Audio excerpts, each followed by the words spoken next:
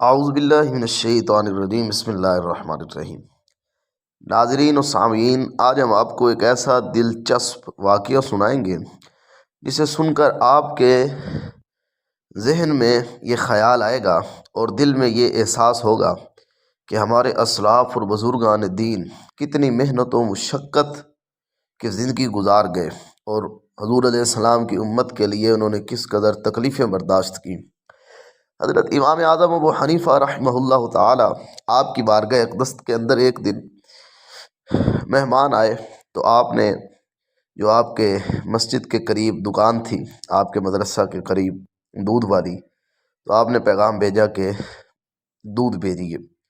تو جب دودھ بھیجا گیا تو ایک نوجوان جو ابھی جوانی کی مراحل میں داخل ہو رہا تھا، وہ دودھ لے کے حاضر ہوا تو اس نے مہمانوں کو دودھ پیش کیا۔ امام اعظم ابو حنیفہ رحمۃ اللہ تعالی علیہ آپ کو اس کی ادا اور اس کا ادب اور احترام اتنا پسند آیا کہ آپ نے اس کو فرمایا کہ بیٹا تم پڑھ کیوں نہیں لیتے؟ تو وہ فرمانے لگے کہ میرے والد صاحب کا انتقال ہو چکا ہے تو مجھ پر گھر کی ذمہ داری ہے۔ تو امام صاحب فرمانے لگے کہ اللہ خیر کرے گا، آپ یہاں پر درس میں شامل ہو جایا کریں۔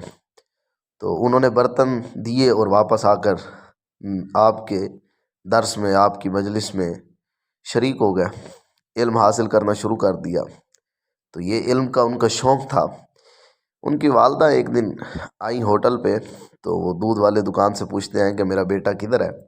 وہ کہنے لگا کہ آپ کا بیٹا تو چھوڑ کے چلا گیا، وہ جو مسجد ہے، مدرسہ ہے جو بھی، اس میں بیٹھ کے پڑھتا ہے۔ تو امام صاحب کے پاس وہ عورت آئی، اس بچے کی ماں، اور امام صاحب کو آ کر کہنے لگی کہ آپ نے جی میرا بچہ یہاں پہ بٹھا لیا، حالانکہ میرا تو سرپرست نہیں ہے کوئی، یہی میرا بچہ ہے جو کما کے لاتا ہے اور میں کھاتی ہوں، ہم اپنا پیٹ پالتے ہیں۔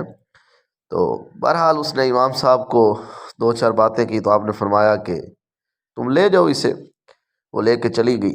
چند عرصے بعد پھر امام صاحب کی بارگاہ میں مہمان آئے تو آپ نے پھر پیغام بھیجا، پھر وہی بچہ دودھ لے کے آیا، وہی جوان۔ تو امام صاحب کو بڑا پسند آیا اس کا ادب و احترام، اس کا انداز، تو آپ نے پھر اس کو علم کی دعوت دی، پھر وہ پڑھنے لگا۔ اب چند دنوں بعد عورت کا پھر چکر لگا تو امام صاحب کے پاس آئی اور پھر آ کر وہی باتیں کرنے لگی۔ تو امام صاحب نے فرمایا کہ تیرا بیٹا وہاں سے دکان سے ماہانہ کتنے پیسے لیتا ہے؟ تو اس نے کہا جی اتنے درم۔ تو امام صاحب نے فرمایا اس کو اتنے درم میں دیتا رہوں گا تو اسے علم حاصل کرنے دے۔ اور آپ نے فرمایا اس عورت کو، فرمایا تو غم نہ کر، میں دیکھ رہا ہوں ایک وہ وقت آئے گا، آج تو کہتی ہے کہ ہمارے پاس پیٹ پالنے کے لیے پیسے نہیں ہیں۔ امام صاحب فرماتے ہیں ایک وہ وقت آئے گا انشاءاللہ تیرا بیٹا وہ خوراک کھائے گا جو بادشاہ بھی نہیں کھاتے۔ تو خیر وقت گزرتا گیا، وہ بچہ جوان ہوا، جوان سے پھر پکی عمر میں داخل ہوا، علم حاصل کیا، اپنے استاد کے بعد استاد کی مسند پر بیٹھا۔ اور کیا آپ جانتے ہیں کہ ان کا نام کیا تھا؟